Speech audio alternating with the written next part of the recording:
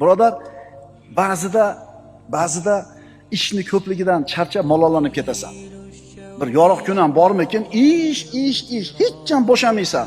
Birodar, ishingni ko'pligi baxt. Ishni ko'pligi muammo emas, ishni yo'qligi muammo.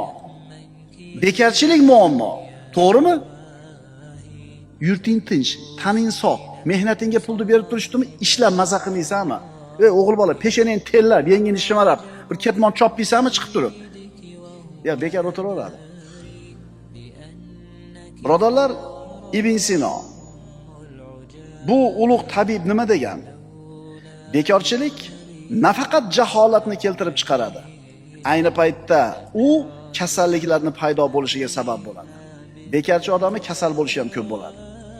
Rohat, huzur, halovat bekarchilik, g'aflatdir. Bekorchilik mohir o'g'ridir.